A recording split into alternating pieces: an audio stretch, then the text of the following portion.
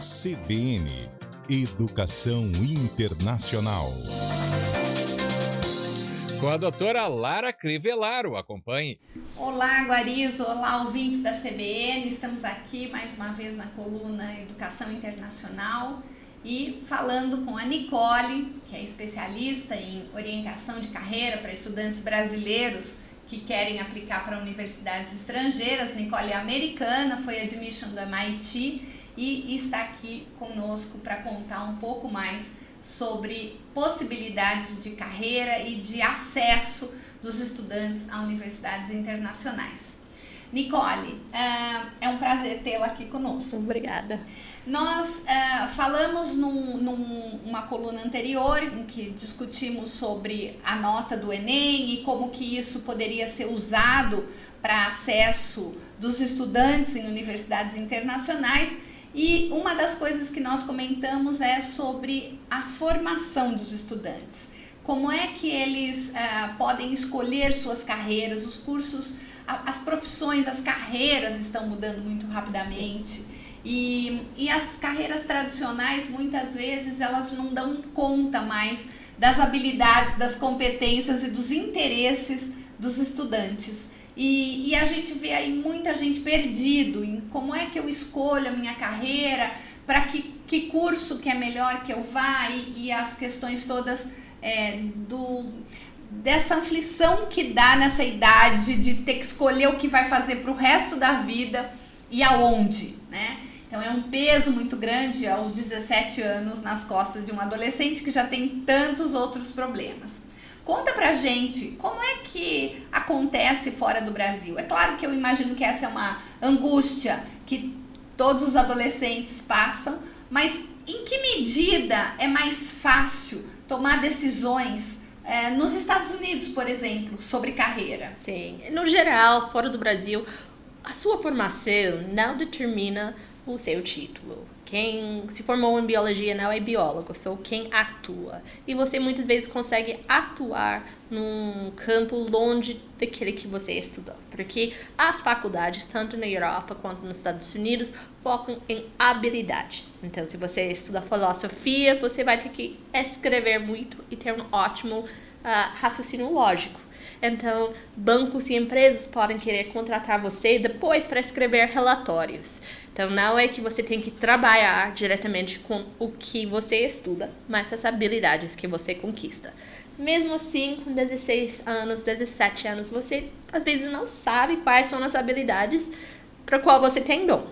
Aí, Estados Unidos oferece um modelo um pouquinho diferente, graduação de 4 anos, mas você se candidata para a universidade e tem 2 anos lá dentro para decidir o que você quer estudar, né?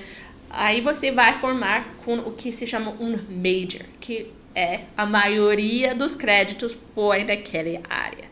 Cada cadeira, cada aula tem 3 créditos e você tem que fazer um certo número dentro de 4 anos para se formar. Aí você pode fazer na área que você quiser. Se você quer combinar outras coisas, você pode, mas uma porcentagem, uns 30%, vai ser seu curso. Aí todo mundo que vai estudar matemática na universidade não vai ter grade igual. Todo mundo vai fazer uma coisa um pouquinho diferente com orientação profissional, sempre visando o mercado de trabalho. Então, um major vai ser o curso que você faz a maior parte dos créditos e você pode juntar com um minor, que é algo que você fez 4, 5, 6 matérias. Então, você tem um conhecimento forte, mas não o mesmo nível que o major. Então, você pode juntar essas coisas. Por exemplo, eu fiz Ciência Política e História como majors e me formei também em Estudos da América Latina, Estudos Ambientais e Estudos de Capacidade Humana como minors. Então, em 4 anos, eu me fiz 7 cursos. Muito interessante. E isso, na hora do mercado de trabalho, ajuda ou atrapalha o estudante? Ajuda bastante em 2 formas. Ajuda o aluno que ele consegue se especializar. Ele consegue fazer economia e estudos da América Latina e depois ir trabalhar numa empresa focada em crescimento na América Latina.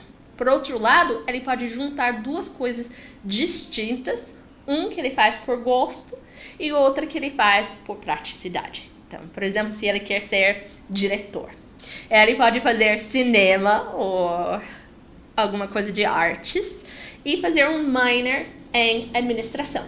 Então, enquanto ele espera o grande momento de direcionar seu filme e ganhar com seu arte, ao invés de trabalhar no Cheesecake Factory, como o Penny da Big Bang Theory, ele pode ir trabalhar numa empresa normal de 8 a 5 e ganhar bem e se sustentar até ter seu break no mundo artístico.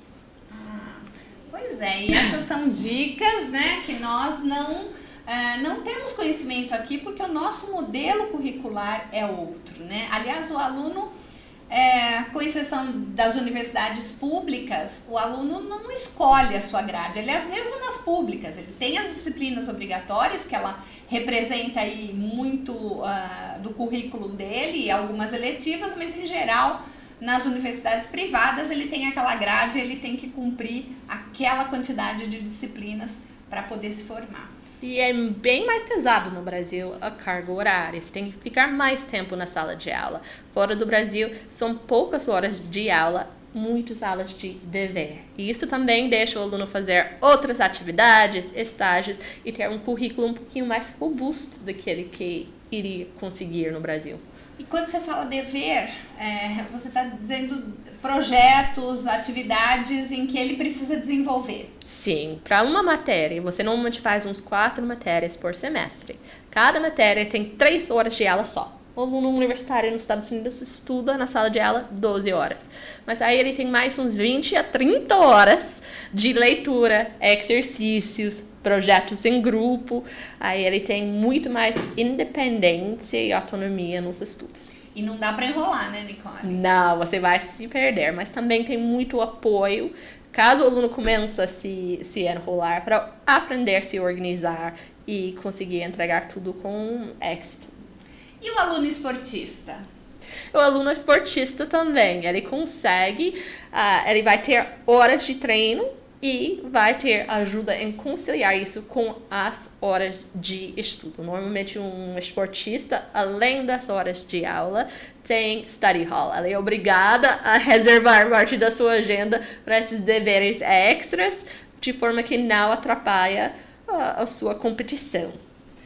Muito bem, Nicole. Então, mais dicas aqui na nossa coluna Educação Internacional para que pais e alunos conheçam quais são as opções e aonde podem investir na carreira de seus filhos. Muito bem, voltamos com você, Marcos Guarizo. Muito obrigado, doutora Lara Crivellaro. Vamos ao intervalo.